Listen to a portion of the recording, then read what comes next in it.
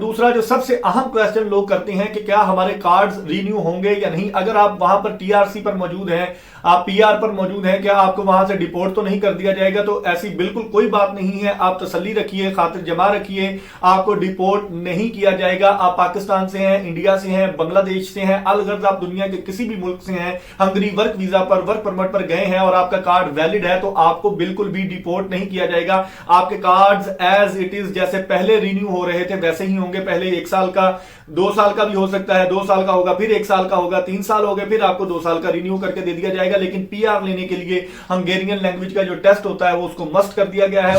Hungary ने सिर्फ 3 countries को अभी तक इजाजत दी है कि आप हमारे मुल्क के लिए वर्क वीजा अप्लाई करके आ सकते हैं। वो 3 कंट्रीज कौन कौन से हैं? उनमें एक नंबर पर है जॉर्जिया, दूसरे नंबर पर है अर्मेनिया, तीसरे नंबर पर फिलिपाइन है।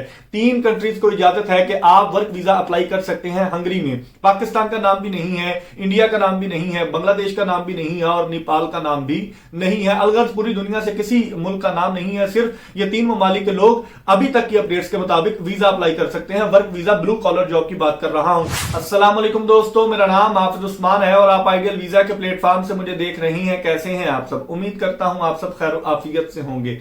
आज की वीडियो में हम हंगरी इमिग्रेशन को डिस्कस करने जा रहे हैं। बहुत सारे दोस्तों के मुझे सवालात मौसूल हुए कि सर हंगरी वर्क वीजा लग रहा है या नहीं, इसकी अपॉइंटमेंट मिल रही है या नहीं, सबमिशन हो रही है या नहीं, और इसके साथ साथ इसकी वीजा रेशो क्या चल रही है। सारी बातों को आज की वीडियो में डिस्कस करेंगे। वीडियो मुकम्मल जरूर देखिएगा। आप दोस्तों को आज की वीडियो में मैं बताने जा रहा हूं कि लिथुआनिया के बाद हंगरी वर्क वीजा का प्रोग्राम भी बढ़ चुका है। जी हाँ, बिल्कुल एक लाइन में मैंने बात क्लियर कर दी। डिटेल्स आपको आज की वीडियो में मैं प्रोवाइड करने जा रहा हूं कि हंगरी ने अपनी इमिग्रेशन क्लोज कर दी है फिलहाल के लिए। आज 12 जनवरी 2025 है। अब तक की जो न्यूज है मेरे पास उसके मुताबिक हंगरी इमिग्रेशन अभी तक क्लोज चल रही है। आने वाले दिनों में जो नए कावानीन उन्होंने लागू किए हैं उनकी इंप्लीमेंटेशन होने जा रही है। वो क्या करने जा रहे हैं ये तो आने वाला वक्त ही बताएगा, लेकिन अब तक की जो अपडेट्स हैं वो आज की वीडियो में हम डिस्कस करने जा रहे हैं। सबसे पहले बात करते हैं जिन लोगों के work permit Pakistan, India, Bangladesh वगैरह से निकले हुए हैं, उन लोगों को अपॉइंटमेंट्स नहीं मिल रही। जिनकी अपॉइंटमेंट्स थी उन लोगों की अपॉइंटमेंट्स भी कैंसिल कर दी गई हैं। मुंबई में, न्यू दिल्ली में जिन लोगों की अपॉइंटमेंट्स थी दिसंबर के लास्ट वीक में और जनवरी में भी, पाकिस्तान में भी ऐसा हुआ है कि जिन लोगों की अपॉइंटमेंट्स थी वो कैंसिल कर दी गई और उनकी सबमिशन नहीं की गई। इस हवाले से मैं आप लोगों को बताता चलूं कि जब तक एम्बेसी को हंगरी इमिग्रेशन की तरफ से कोई खातिर खा वाज़ेह पैगाम नहीं पहुंच जाता कि आप अब सबमिशन कर सकते हैं, या 2025 के लिए वो नया कोटा तैयार करेंगे या नई पॉलिसी लॉन्च करेंगे, वो नई पॉलिसी के तहत लेके जाएंगे नए वर्कर्स को, गेस्ट वर्कर्स जिनको बुलाया जा रहा है आजकल, तो वो कैसे हंगरी में दाखिल हो सकते हैं। अभी नया कानून वज़ा किया जा रहा है, उसकी प्लानिंग चल रही है, इंप्लीमेंटेशन चल रही है। जैसे ही वो पूरा कानून लागू हो जाएगा उसके बाद आपको आपके वर्क परमिट पर आपके वर्क वीजा की अपॉइंटमेंट्स दस्तयाब होंगी। फिलहाल अभी पाकिस्तान, इंडिया, बांग्लादेश की बात कर रहा हूं, इनमें अपॉइंटमेंट्स नहीं हो रही। अगर किसी बंदे की कोई सबमिशन इन दिनों में हुई है तो वो जरूर कमेंट बॉक्स में आकर बता सकता है। अब बढ़ते हैं उन लोगों की जानिब जो अभी अप्लाई करने जा रहे हैं, जिन्होंने, बाज लोग ऐसे हैं जिन्होंने लिथुआनिया का अप्लाई किया हुआ था और उनके एजेंट्स ने उनको बोला कि आप अपना केस जो है वो हंगरी में शिफ्ट करवा सकते हैं, हमारे पास हंगरी के वर्क परमिट्स मौजूद हैं। उन लोगों के लिए इतला यही है कि अभी काम रुका हुआ है। हंगरी का भी रुक गया है, पाकिस्तान, इंडिया, बांग्लादेश से बिल्कुल काम बहुत कम हो रहा है। हंगरी का काम तो बिल्कुल बहुत ज्यादा पिछले सालों में हुआ है, लेकिन अब उसका प्रोग्राम भी बढ़ गया है, बिल्कुल काम नहीं हो रहा। आने वाले दिनों में शायद इमिग्रेशन ओपन कर दी जाए। 2024 में भी 1 से 1.5 महीने, 2 महीने के लिए हंगरी ने अपनी इमिग्रेशन क्लोज की थी, लेकिन अब फिर उसने ये काम कर दिया है, शायद फरवरी के स्टार्ट में या जनवरी के आखिर में ये अपडेट्स आ जाएं कि आप अभी वर्क वीजा अपने कंट्री से अप्लाई कर सकते हैं। हंगरी ने सिर्फ 3 कंट्रीज को अभी तक इजाजत दी है कि आप हमारे मुल्क के लिए वर्क वीजा अप्लाई करके आ सकते हैं। वो 3 कंट्रीज कौन कौन से हैं? उनमें एक नंबर पर है जॉर्जिया, दूसरे नंबर पर है अर्मेनिया, तीसरे नंबर पर फिलिपाइन है। 3 कंट्रीज को इजाजत है कि आप वर्क वीजा अप्लाई कर सकते हैं हंगरी में। पाकिस्तान का नाम भी नहीं है, इंडिया का नाम नाम भी नहीं है, बांग्लादेश का नाम भी नहीं है और नेपाल का नाम भी नहीं है। अलगर्ज पूरी दुनिया से किसी मुल्क का नाम नहीं है। सिर्फ ये 3 ममालिक के लोग अभी तक की अपडेट्स के मुताबिक वीजा अप्लाई कर सकते हैं, work visa, blue collar job की बात कर रहा हूं। और दूसरी तरफ वो लोग जो हाईली स्किल्ड लोग हैं, डॉक्टर, इंजीनियर वगैरह, वो एज इट इज जैसे पहले अप्लाई कर रहे थे, जैसे लिथुआनिया में उनके लिए कोई चेंज नहीं आया, हंगरी में भी आप अप्लाई कर सकते हैं। और दूसरे वो लोग जो 2023 से पहले हंगरी में दाखिल हुए हैं वो भी अपनी फैमिली को बुलवा सकते हैं फैमिली वीजा पर। तो जो 2024 में गए हैं वो अभी नए कानून के मुताबिक अपनी फैमिली रीयूनिफिकेशन की एप्लीकेशन भी नहीं दे सकते। और जिनका थ्रेशोल्ड हाई है ना, 2000 यूरो से जिनकी सैलरी ज्यादा है, हाईली स्किल्ड लोग जो कैटेगरी में आते हैं, वो अपनी फैमिली को भी बुलवा सकते हैं और खुद भी माइग्रेट करके जा सकते हैं वर्क वीजा पर।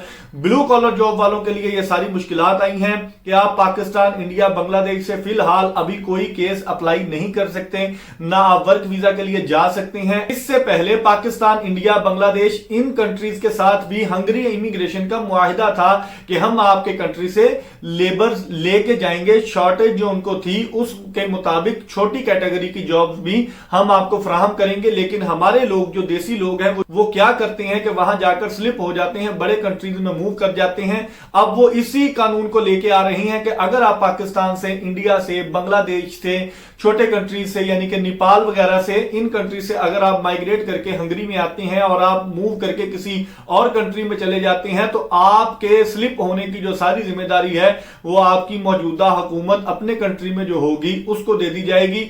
अगर आप 2 साल बाद पाकिस्तान, इंडिया, बांग्लादेश या कितनी सालों बाद भी वापस आते हैं तो मुमकिन है पाकिस्तान की गवर्नमेंट, इंडिया की गवर्नमेंट और बांग्लादेश, जिस भी कंट्री के आप नेशनल हैं, उस कंट्री को ये इख्तियार हासिल होगा कि वो आपको दोबारा वापस ना जाने दें क्योंकि आपने रूल्स की खिलाफ वर्जी की है। मेरी नजर में ये एक बहुत अच्छा स्टेप हंगरी एम्बेसी ने लिया है क्योंकि उसकी वजह यह है कि हंगरी में लोग टिकते ही नहीं थे, लिथुआनिया में लोग टिकते ही नहीं थे, जिसकी वजह से इमिग्रेशन के रूल्स पहले तो सख्त हो गए, फिर अब ये हो गया है कि वीजाज ही बंद होने जा रहे हैं। तो बंद होने से बेहतर है कि जो रियल लोग होंगे, जो वहां जाकर टिकेंगे, वहां जाकर काम करेंगे, अपने प्रोसेस को गो थ्रू करेंगे, पीआर की लाइन में लगेंगे और अपना पासपोर्ट लेने की लाइन में लगेंगे, तो वही लोग एलिजिबल होंगे जाने के लिए। आप दूसरे कंट्रीज जो शेंजन के हैं विजिट जरूर कर सकते हैं एज इट इज, जैसे आप पहले कर रही हैं, क्योंकि उनके बॉर्डर्स ओपन हैं। वो लोग आपको रोक भी नहीं सकते क्योंकि बॉर्डर्स ओपन है। आप भाग जाते हैं, रात को चले जाएं, दिन को पता नहीं चलता, दिन को चले जाएं तो रात को पता नहीं चलता कि हंगरी में मौजूद थे, रात को दिन में पता चलता है कि वो आप स्लिप होके जर्मनी चले गए हैं या इटली में अपने चाचू मामू के पास चले गए हैं। तो ये एक बड़ा अच्छा rule Hungary embassy, Hungary immigration लेके आ रही है।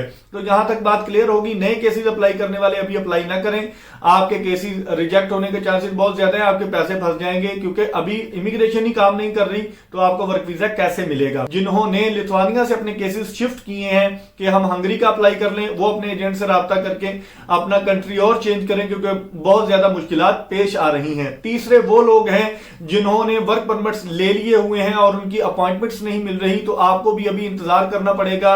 अभी अपॉइंटमेंट मिलने का कोई चांस नहीं है, ना पाकिस्तान से, ना इंडिया से, ना बांग्लादेश से।